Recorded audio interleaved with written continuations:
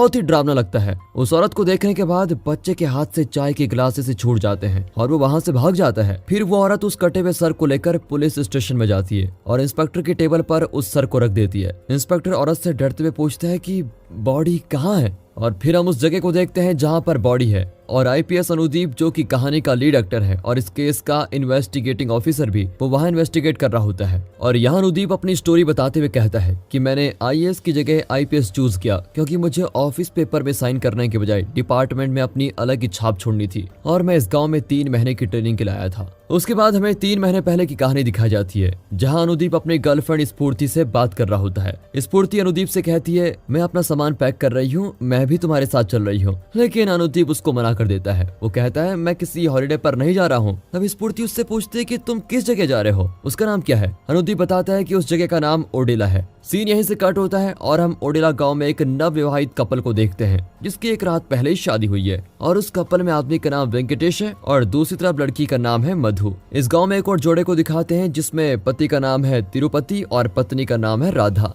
राधा तिरुपति को पीट रही होती है क्योंकि तिरुपति राधा से झूठ बोलता है और शराब बहुत ज्यादा ही पीता है। फिर उस गांव के सरपंच अपने कपड़े इस्त्री करवाने के लिए राधा के घर पर आते हैं और यहाँ हमें समझ आता है कि राधा और तिरुपति दूसरों के गंदे कपड़े साफ करते हैं और फिर उनको इस्त्री भी करते हैं। सरपंच राधा से पूछते हैं कि तुम इसे क्यों मार रही हो। राधा कहती है कि ये डेली शराब पीकर आता है और मुझसे झूठ बोलता है। अब सरपंच तिरुपति को समझाते हैं कि इतनी शराब मत पिया करो और ये कहकर वहां से चला जाते हैं। अगले सीन में हम विवेक को देखते हैं जो मधु का लवर है। वो अपने दोस्तों के साथ बैठकर शराब पी रहा होता है। उसके दोस्त उसे कहते हैं कि अगर तुमने हमारी बात मानी होती तो आज मधु तुम्हारी होती, ना कि उस वेंकटेश की। विवेक अपने दोस्तों की बात सुनकर बहुत गुस्सा हो जाता है और अपने मन में एक खतरनाक प्लान बनाता है। अगले दिन कोई मधु का रेप करके उसको मार डालता है। अनुदीप उस लोकेशन पर पहुंचता है जहां मधु की डेड बॉडी मिली है और इन्वेस्टिगेट करने लगता है कि हुआ क्या है। गांव के सरपंच भी वहां पर आ जाते हैं और अनुदीप से बोलते हैं कि यहाँ लोग बड़े सीधे साधे लोग हैं और ऐसी घटना पहली बार हमारे गांव में घटी है। अब अनुदीप वेंकटेश और उसके फादर को पकड़कर लाने का ऑर्डर देता है। फिर अनुदीप के पूछने पर वेंकटेश बताता है कि इस सब के पीछे मुझे लगता है विवेक का हाथ है क्योंकि उसने मेरे और मधु के एंगेजमेंट से पहले मुझे धमकी दी थी कि वो मुझे जान से मार देगा। वेंकटेश की बात को सुनकर अनुदीप विवेक को पुलिस रिमांड पर लेके आता है और उससे इन्वेस्टिगेट करने लगता है। वहाँ के इंस्पेक्टर विवेक को खूब टॉर्चर करते हैं और उसे मारते पीटते भी हैं।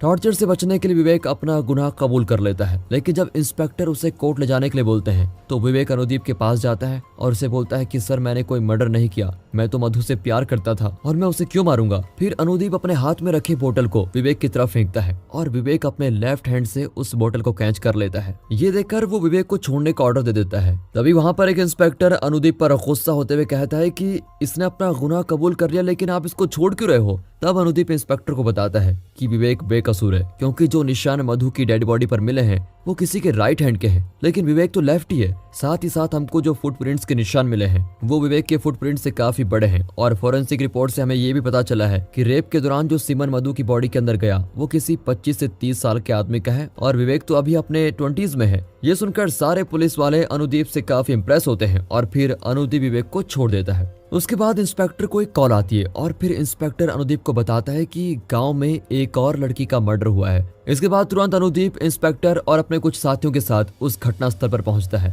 अनुदीप को वहां खड़े लोगों से ये पता चलता है कि इस लड़की के साथ भी पहले रेप हुआ और फिर इसे भी मार दिया गया और इसकी शादी भी एक रात पहले ही हुई थी। अब अनुदीप हैरान हो जाता है कि कौन है जो शादी के तुरंत बाद लड़कियों को किडनैप कर रहा है और उनका रेप करके मर्डर कर रहा है। अब रात को अनुदीप स्फूर्ति से बात करता है और उसको सारी बातें बताता है। तब स्फूर्ति उसे कहती है कि क्या तुम्हें कोई क्लू मिला। ये सुनकर अनुदीप भागा भागा उस जगह पर वापस जाता है जहाँ पे मर्डर हुआ था। वो वहाँ पर कुछ ढूंढने लगता है।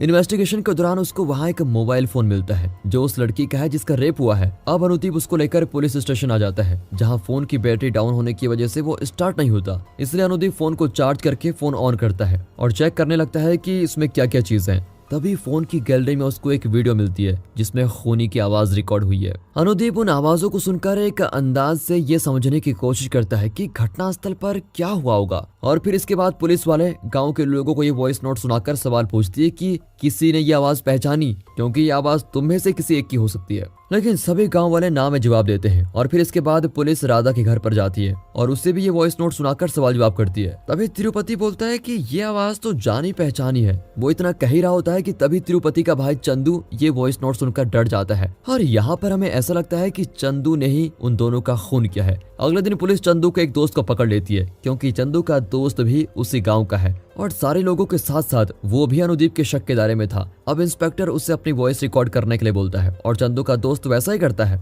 फिर रिकॉर्डिंग करने के बाद वो उस आवाज को उस वॉइस नोट से मैच करता है, लेकिन उसकी वॉइस मैच नहीं होती और फिर चंदू के दोस्त का लॉयर उसे पुलिस से छुड़ाकर वहां से लेके चला जाता है। अब एक दिन सरपंच अपनी बेटी की शादी का कार्ड लेकर पुलिस स्टेशन आता है, लेकिन अनुदीप सरपंच से कहता है कि आप अपनी बेटी की शादी पोस्टपोन कर दीजिए। सरपंच उसकी बात को मजाक में लेता है, लेकिन अनुदीप उसको फिर कहता है कि गाँव की हालत जिस तरह की है आपको अपनी बेटी की शादी पोस्टपोन कर देनी चाहिए। लेकिन इस बार सरपंच अनुदीप की बात को सुनकर गुस्से से बोलता है कि मेरी बेटी सबके जैसे नहीं है, मेरे घर की तरफ किसी की नजर उठा के देखने की हिम्मत नहीं है। अनुदीप उसको समझाने की फिर कोशिश करता है, लेकिन सरपंच उसकी बात ही नहीं सुनता और वहां से चला जाता है।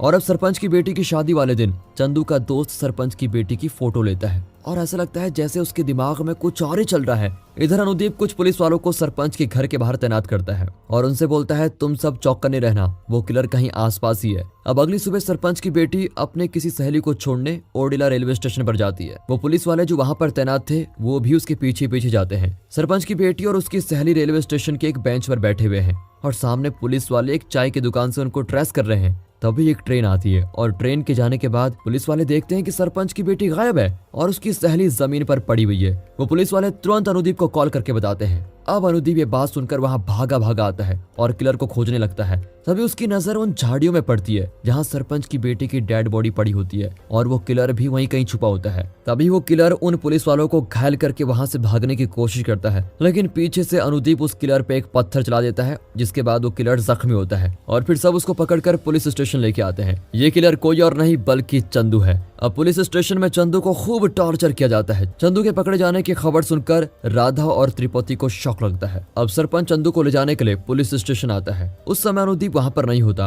और सरपंच इंस्पेक्टर से कहता है कि इस चंदू को तुम मेरे हवाले कर दो, इसको मैं देख लूंगा और इसके बदले में मैं तुमको 10 लाख रुपए दे रहा हूँ। ये सुनते इंस्पेक्टर मान जाता है और सरपंच चंदू को लेकर वहां से निकलता है। अनुदीप जैसे ही पुलिस स्टेशन पहुंचता है तो उसको पता चलता है चंदू तो गायब है। थोड़ी देर बाद उसको ये भी पता चलता है कि उस इंस्पेक्टर ने सरपंच के हाथ में चंदू को सौंप दिया। अनुदीप इंस्पेक्टर से कहता है कि ये जॉब मैंने अपने पैशन के लिए ज्वाइन की है, ना कि पैसों के लिए। थोड़े से पैसों के लिए तुमने चंदू को सरपंच को क्यों सौंप दिया? इंस्पेक्टर जवाब देते हुए कहता है कि मुझे अपनी बेटी को पढ़ाना है, उसकी शादी भी करनी है, इसके लिए पैसे लगेंगे, पैशन नहीं। और हमें पुलिस की ड्यूटी करने के लिए उतने पैसे कहाँ दिए जाते हैं? अनुदीप इंस्पेक्टर से कहता है कि मैं तुम्हारी शिकायत अब एसपी से करूंगा, लेकिन इंस्पेक्टर को जैसे इस बात से कोई फर्क ही नहीं पड़ता। वो अनुदीप को ये जवाब देता है कि एसपी से मैं खुद जाकर बात कर लूंगा।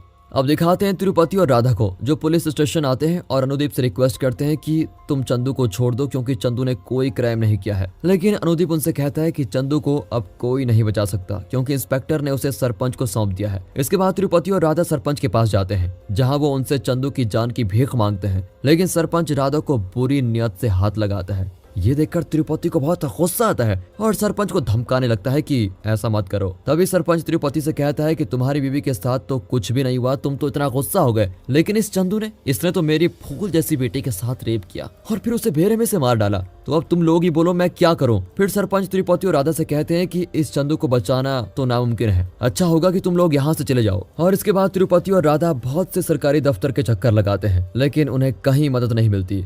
और अब अनुदीप सरपंच को फोन करता है और बोलता है चंदू बेकसूर है, उसे छोड़ दीजिए, हमें कोई गलत फहमी हुई है और हमने गलती से किलर के बजाय चंदू को पकड़ लिया। ये सुनकर सरपंच चंदू को लेकर राधा के घर जाता है और उससे अपनी गलती के लिए माफी मांगता है। कहता है कि जब तक चंदू ठीक ना हो जाता इसके सारे पैसे मैं ही दूंगा, क्योंकि सरपंच ने चंदू को बहुत बुरी तरह से पीटा हुआ है। लेकिन राधा उसे मना कर देती है और बोलती है इसकी कोई जरूरत नहीं है, हम गरीब जरूर हैं लेकिन गलत नहीं। ये सुनकर सरपंच अपनी गलती पे बहुत शर्मिंदा होता है और फिर अपने घर वापस लौट आता है। अगले सीन में अनुदीप स्फूर्ति से बात कर रहा होता है। तभी स्फूर्ति अनुदीप से कहती है कि चलो हम साथ में इन्वेस्टिगेट करते हैं। अनुदीप हैरान हो जाता है और उससे बोलता है कि ऐसा कैसे हो सकता है? स्फूर्ति अनुदीप से कहती है कि हम शादी कर लेते हैं और किलर हमारी शादी के बाद मेरी तलाश में मेरे पीछे आएगा और फिर हम उसको पकड़ लेंगे। अनुदीप उसकी इस बात से बिल्कुल इनकार कर देता है क्योंकि वो स्फूर्ति की जान जोखिम में नहीं डाल सकता, लेकिन स्फूर्ति के बार बार कहने पर फिर वो शादी के लिए मान ही जाता है। और अगले दिन अनुदीप मीडिया में ये अनाउंस करता है कि मैं 3 दिनों में यहाँ से चला जाऊंगा,